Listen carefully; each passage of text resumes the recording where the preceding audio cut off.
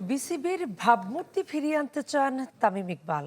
Ad hoc কমিটির দায়িত্ব নিলেও ৩ মাসের মধ্যে স্বচ্ছ নির্বাচন করার লক্ষ্য সাবেক এই অধিনায়কের, যিনি নিজেও নির্বাচনে অংশ নেবেন। এখন থেকে বিসিবির মুখপাত্র হিসেবে দায়িত্ব পালন করবেন তানজিল চৌধুরী। স্বপ্ন পূরণ হলো তামিম ইকবালের। কাঙ্ক্ষিত বিসিবি সভাপতির চেয়ারে সাবেক অধিনায়ক। অ্যাডহক কমিটি ঘোষণার পর সবার আগে ক্রিকেট বোর্ডে তামিম। একে একে হাজির আরও ৫ সদস্য।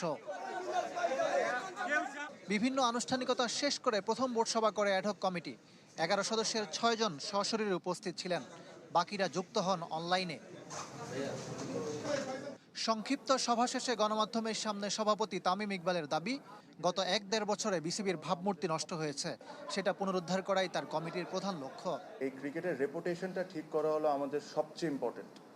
আমাদেরকে একটা দায়িত্ব দিয়ে আনা হয়েছে যে free and fair election held করা ৩ মাসের মধ্যে। আমরা এটা আমাদেরকে যে দায়িত্ব দেওয়া হয়েছে, আমরা এই দায়িত্বটা যতটা অনেস্টিভাবে আমরা এই জিনিসটা করতে পারি আর যতটা দ্রুতভাবে আমরা এই জিনিসটা করতে পারি, আমরা ওই জিনিসটাই করব। ৩ মাসের মধ্যে একটা সুষ্ঠু ও গ্রহণযোগ্য নির্বাচনের প্রতিশ্রুতি দেন তামিম ইকবাল। সে নির্বাচনে তিনি নিজেও অংশ নেবেন বলে জানান। অবশ্যই আমরা ইলেকশন করব। এখানে আপনি আমাকে ব্যক্তিকে জিজ্ঞেস করতে হবে।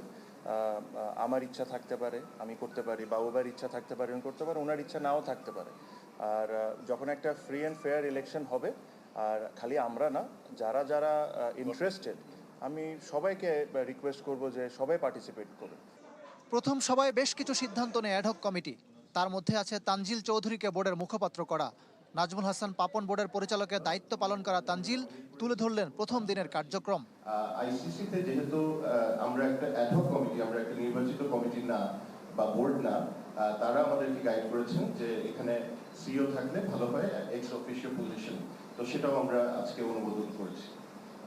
লাস্টলি আমি যদি বলি যে আমরা নিউজিল্যান্ড ট্যুর, সেটার জন্য যে যা যা জিনিসগুলো মানে যা যা আমাদের প্রিপারেশন যেগুলো দরকার, সেটা নিয়ে আমরা একটা আপডেট নিয়েছি। বুধবার সন্ধ্যায় আবারও সভা করবে অ্যাডহক কমিটি। ক্রিয়েট করে দিব যেখানে সবাই এসে ইলেকশন করতে পারবে। ইকরাম হোসাইন, চ্যানেল 24, ঢাকা।